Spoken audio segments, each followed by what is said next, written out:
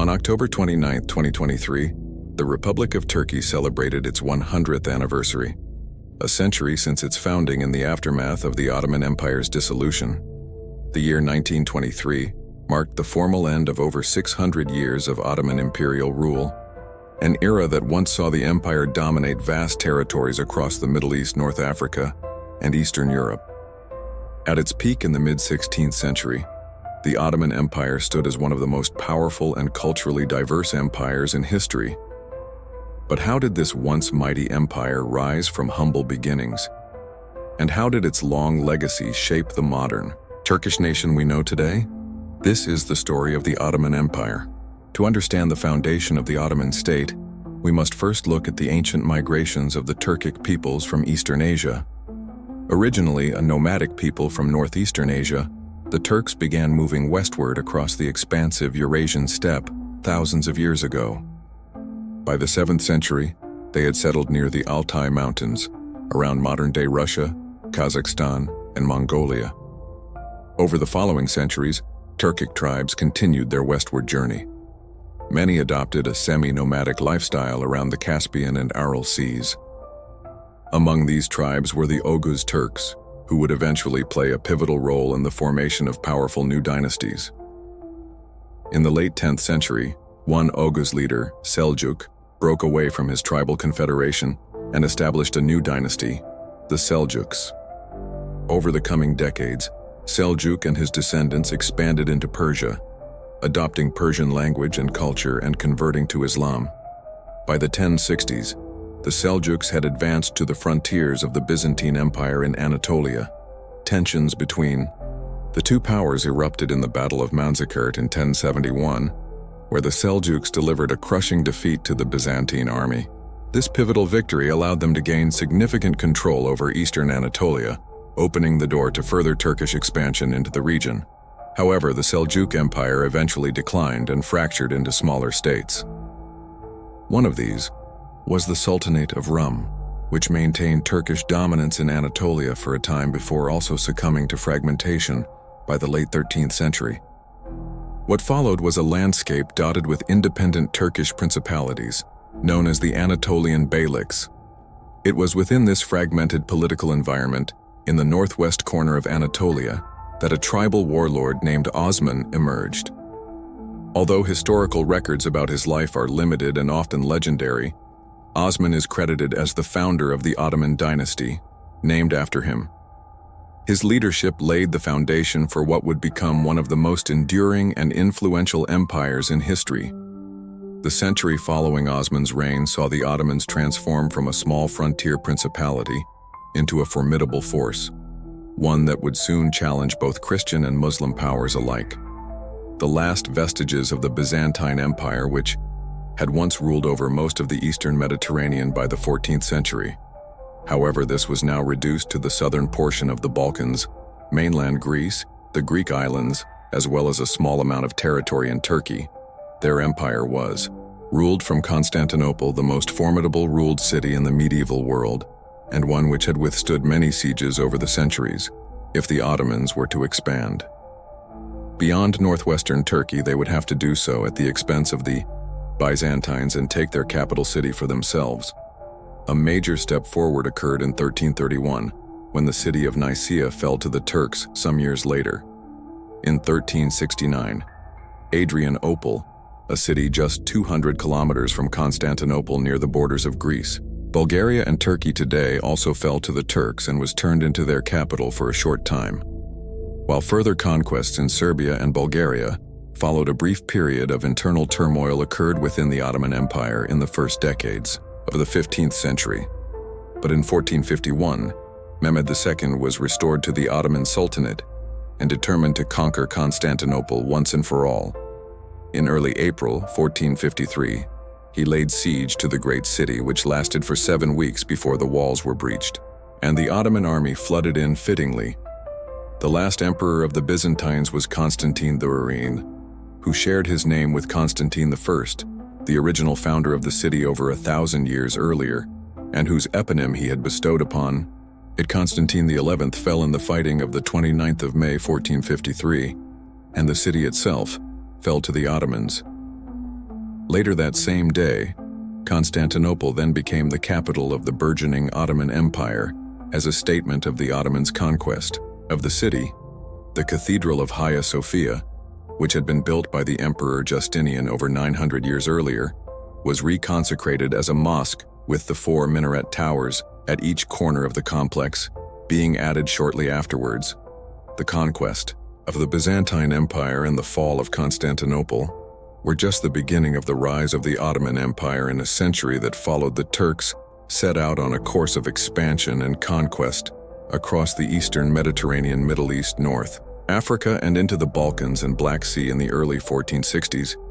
Mehmed II quickly overran Maria in Greece, the Empire of Trebizond in northern Turkey, and then Bosnia in the Balkans. By the time he died in 1481, he had expanded into southern and eastern. Turkey conquered Albania and also sent an expedition to the Crimean Peninsula, which established an Ottoman presence on the northern shores of the Black Sea in the mid-1470s. His successor, Bayezid II, was just as formidable a warlord, and during his 30-year reign, he added new territories to the empire in Syria and the Levant after defeating the Mamluks of Egypt in a war for dominance of that region. Additionally, he also consolidated Ottoman control over the Aegean Sea after battling against the Republic of Venice, who controlled many of the islands and the passing trade routes between 1499 and 1503. His successor, Selim I, is also noteworthy, despite only ruling for 8 years between 1512 and 1520, but nevertheless conquered virtually all of North Africa in 1517. His armies defeated the Monroes at the Battle of Rodania and brought Egypt and much of Libya under Ottoman control, while Hayrid and Barbarossa, the ruler of much of Algeria and Tunisia, agreed to become an Ottoman vassal in 1519. Perhaps the most famous sultan of the Ottoman Empire, and one who above all others undertook its greatest expansion to the height of its power, was Suleiman the Magnificent, ruling for half a century between 1520 and 1566. His sultanship witnessed the Ottomans emerge as one of the foremost global powers as he completed the conquest of much of the Balkans and took his armies all the way to the gates of Vienna, which he unsuccessfully besieged in 1529. He also secured the island of Rhodes from the Christian Knights of St. John. In 1522, captured the city of Tripoli in North Africa in 1551, and expanded into the Arabian Peninsula and Iraqbi. The time his reign ended, Ottoman rule extended from Hungary and the northern shores of the Black Sea south towards Egypt and Oman, and from Algeria in the west to the shores of the Caspian Sea in the east. Much of the success of the Ottomans' expansion was owed to the proficiency of its military, which incorporated a cohesive balance of well-trained infantry, cavalry, and artillery that was unmatched during its heyday amongst the elite. Troops were soldiers known as janissaries. These were men who were captured as child slaves from Christian lands in southwestern Europe and forced to convert to Islam. They were then incorporated into the Ottoman army under strict codes of discipline and professionalism, which made them an extremely effective fighting force from this position of power. In the early 16th century, the Ottomans would consolidate their efforts and spend the next 2 centuries waging war against Christendom in Western and Central Europe. This became a multi-pronged conflict, with much of the initial effort spent fighting for dominance of the Mediterranean against the preeminent power in the region, Spain. At that time, the Spanish controlled much of southern Italy and the Italian islands, and took it upon themselves to check the advance of the Muslim Ottomans by leading coalitions of Christian forces against them. For decades, armadas were sent back and forth between the Turks and the Spanish, culminating in 2 major clashes in 1565 and 1571. The first of these was the Great Siege of Malta, during which the Ottomans tried to capture the island from the Knights of St. John, who had been granted it by the Spanish crown as compensation for the loss of the island of Rhodes to the Turks.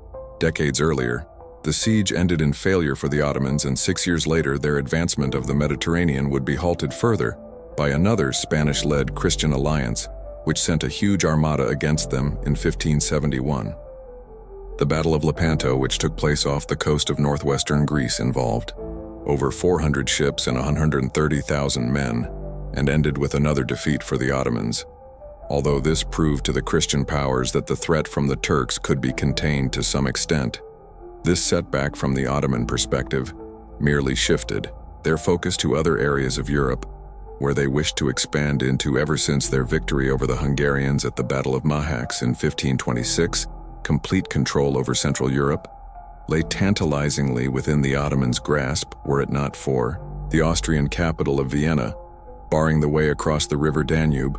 Although they had failed in their previous attempts to take the city in 1529, under the leadership of Grand Vizier Kara Mustafa Pasha, a new siege was launched against Vienna in 1683.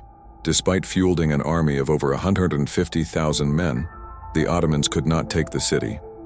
And when a Christian Holy League relief force led by the Polish King John III, Sobieski arrived on the 12th of September, they were routed before the walls in what was the largest cavalry charge in history, with 18,000 horsemen charging into the Turks. The defeat at Vienna marked a turning point for the Ottoman advance into Europe, after which they would gain no further ground on the continent. As the late 17th century progressed into the early 18th, the Ottoman Empire began to slowly stagnate and enter into a relative period of decline.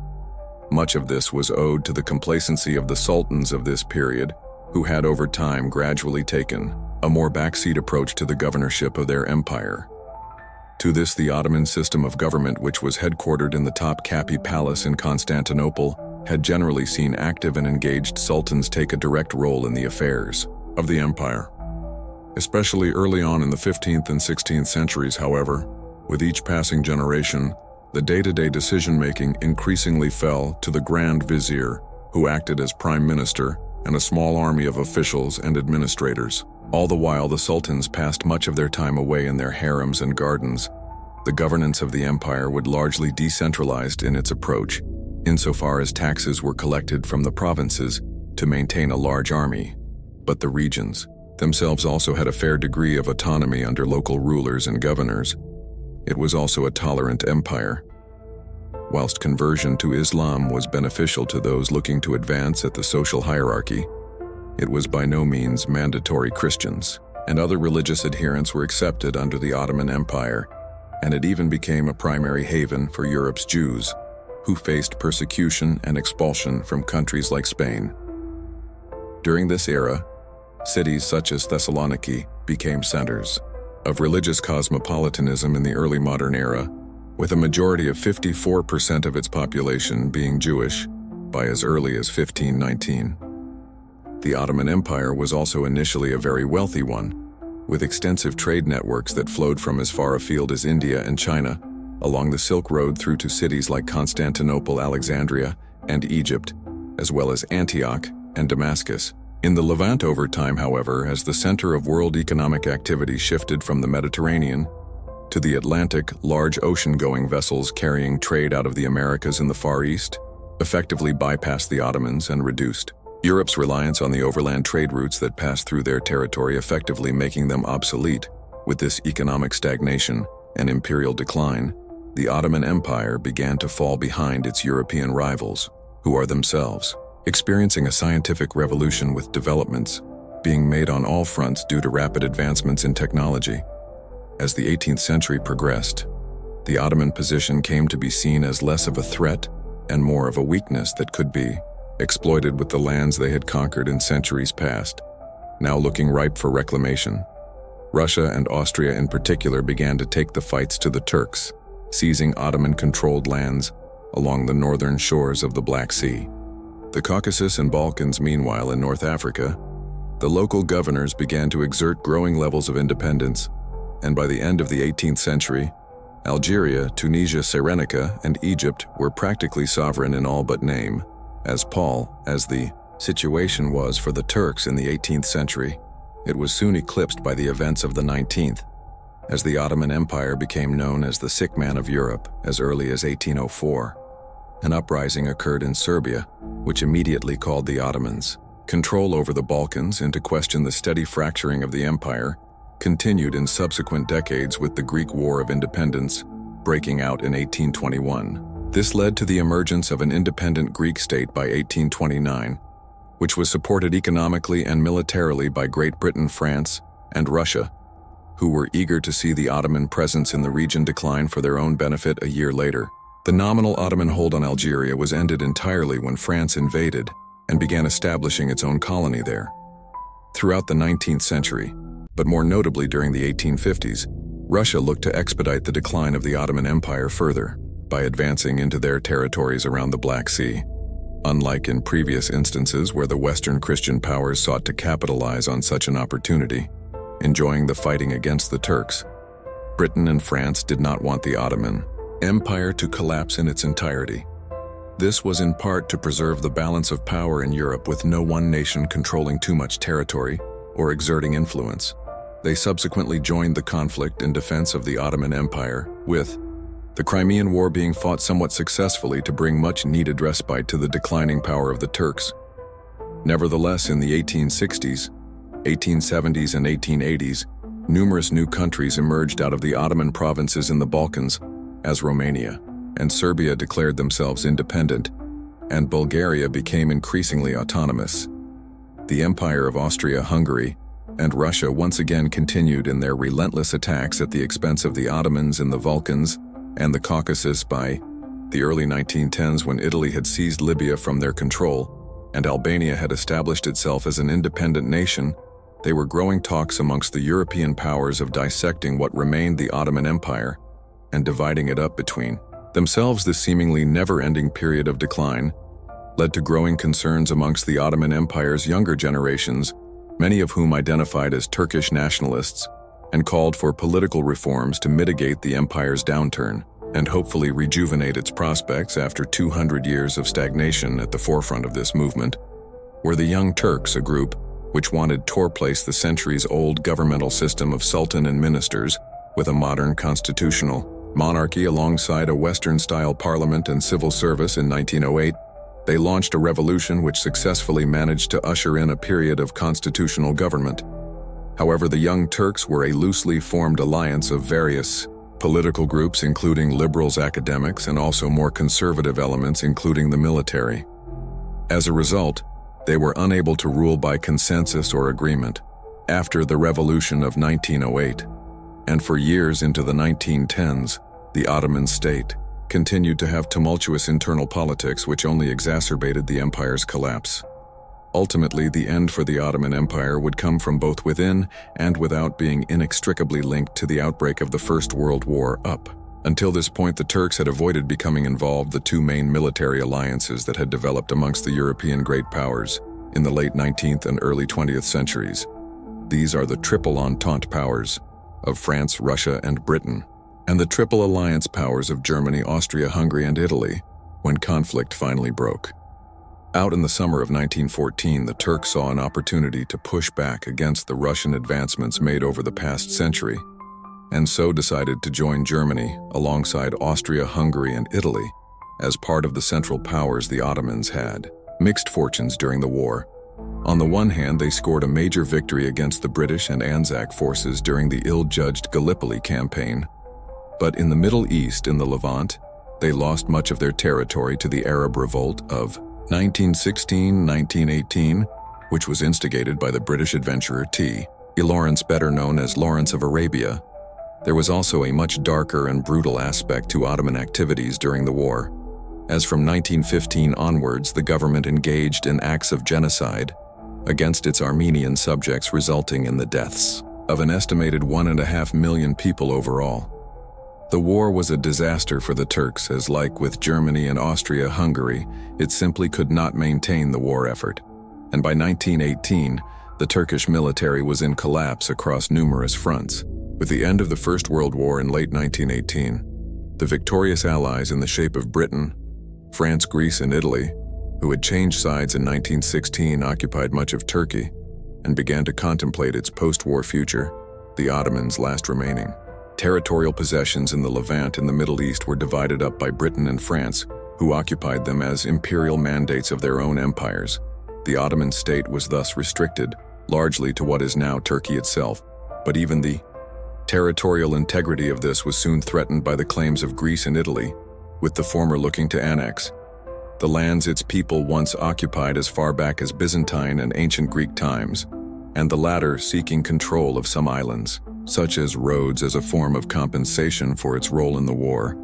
All of this resulted in a revolt against the Allied occupation of Turkey in May 1919. The Turkish War of Independence, as it became known, would last for 4 years and would result in the emergence of the modern Turkish state and the subsequent terminus of the Ottoman Empire. In the early stages of the war, the remnants of the Ottoman government in Constantinople sided with the Allies in an effort to preserve what little of their empire remained their opponents. The Turkish nationalists, who were now led by the former Ottoman general Mustafa, came out. Ataturk occupied much at the center of the country and experienced extensive military losses, with Greek and other Allied forces campaigning far inland. However, in the course of 1921 and 1922, the Turkish nationalists ardently fought back, gradually pushing the Greeks and others out of mainland Turkey, and effectively secured a favorable armistice in October 1922.